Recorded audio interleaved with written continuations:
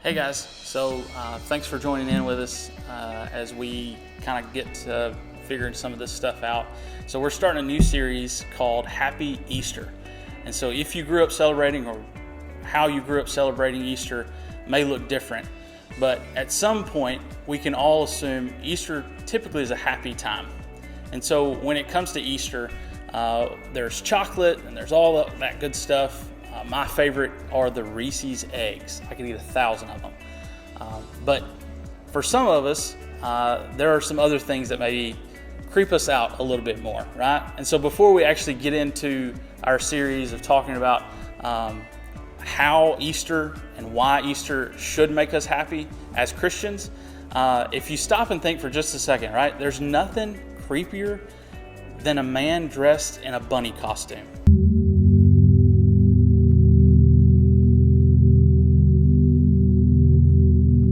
Right?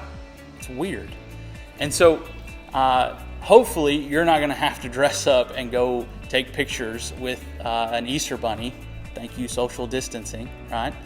But one of the things that comes out is that it scares us, right? It's weird. It's fearful sometimes, especially if you're a little kid and you've never seen something that weird before, right? But fear has this weird way of kind of creeping in. And it can really steal our happiness a lot of times. You might be, for example, right now, fearful of what's going on in the world around us.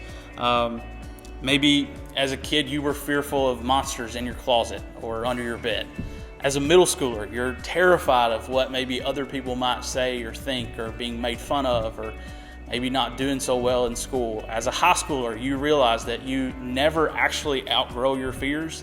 They just kind of grow up with you, right? But fear has this really weird way of kind of tricking us. But really, if we were able to look at it, all fear kind of boils down to one fear, basic fear. And that is that we're terrified, we're fearful of death, right? And I'm not just talking about physical death here, I'm actually talking about just the ending of things, right? So it might be physical death for you, but it might also be that there's something coming. There's going to be an ending to something that you don't really want to end. Maybe it's a relationship. For many of you seniors out there, there's an ending to your senior year that you're not actually getting to be a part of right now. And that creates some fear in us, right? And so one of the cool things about this time of year with Easter is that there's a lot to learn about fear.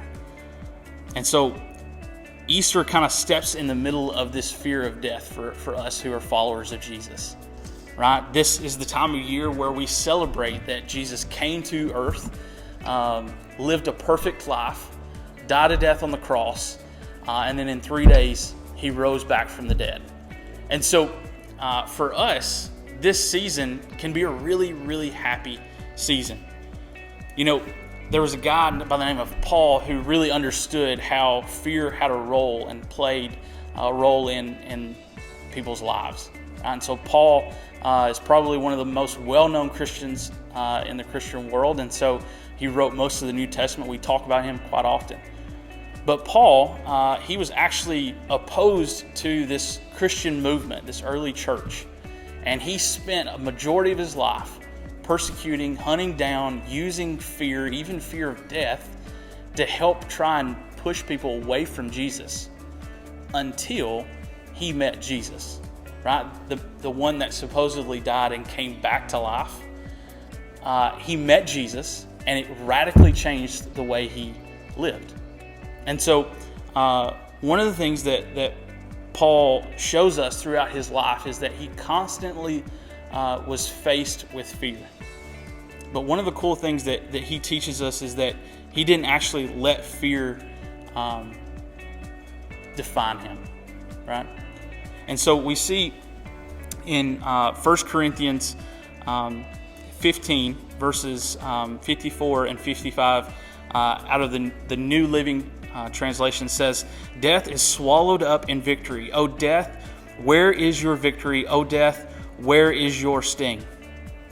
You see, when Jesus died and rose again, he actually defeated death for us, You see, we actually now, as followers of Jesus, don't have to be afraid of death.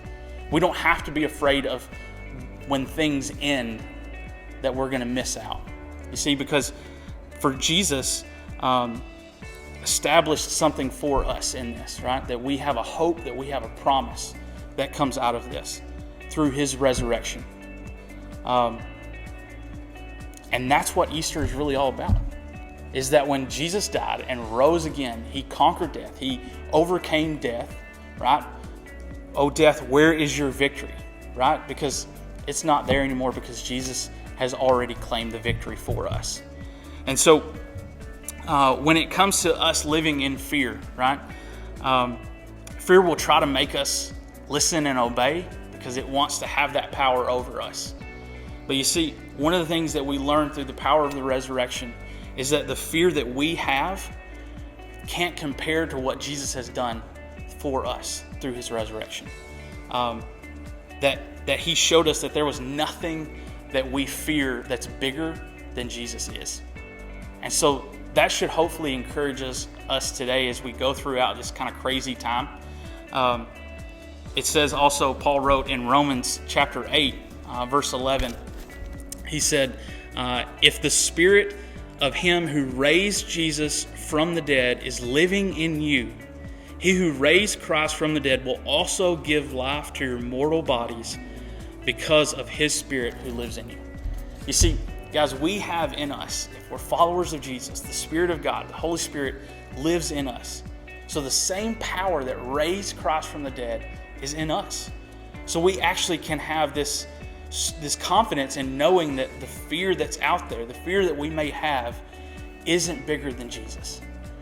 And so as we go throughout kind of the next few weeks and things are crazy and there seems to be a lot of stuff to be fearful of, let yourself be reminded that the same Spirit who raised Jesus from the dead is in you.